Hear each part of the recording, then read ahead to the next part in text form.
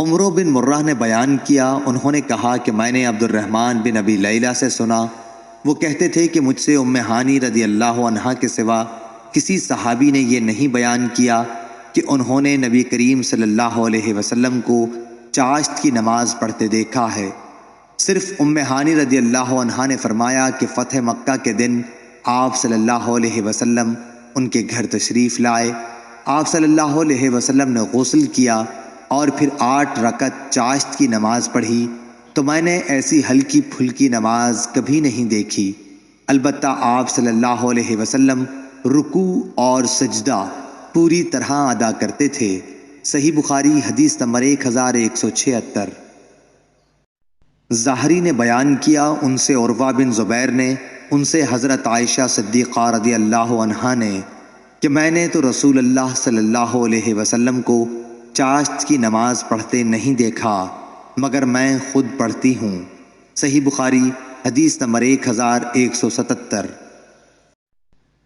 عباس جریری نے، جو فروخ کے بیٹے تھے، بیان کیا، ان سے ابو عثمان نہدی نے اور ان سے ابو ہریرہ رضی اللہ عنہ نے فرمایا کہ مجھے میرے جانی دوست نبی کریم صلی اللہ علیہ وسلم نے 3 چیزوں کی وصیت کی ہے کہ موت سے پہلے ان کو نہ چھوڑوں: ہر مہینے میں 3 دن روزے، چاشت کی نماز اور وتر پڑھ کر سونا۔ صحیح بخاری حدیث نمبر 1178۔ انس بن سیرین نے بیان کیا کہ میں نے انس بن مالک انصاری رضی اللہ عنہ سے سنا کہ انصار میں سے ایک شخص عتبان بن مالک رضی اللہ عنہ نے، جو بہت موٹے آدمی تھے، رسول اللہ صلی اللہ علیہ وسلم سے عرض کیا کہ میں آپ کے ساتھ نماز پڑھنے کی طاقت نہیں رکھتا، مجھ کو گھر پر نماز پڑھنے کی اجازت دیجیے۔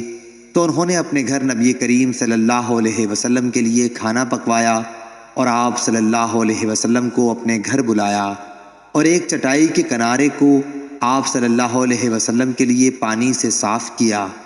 آپ نے اس پر 2 رکعت نماز پڑھی اور فلاں بن جارود نے حضرت انس رضی اللہ عنہ سے پوچھا کہ کیا نبی کریم صلی اللہ علیہ وسلم چاشت کی نماز پڑھا کرتے تھے؟ تو آپ نے فرمایا کہ میں نے اس روز کے سوا آپ کو کبھی یہ نماز پڑھتے نہیں دیکھا۔ صحیح بخاری حدیث نمبر 1179۔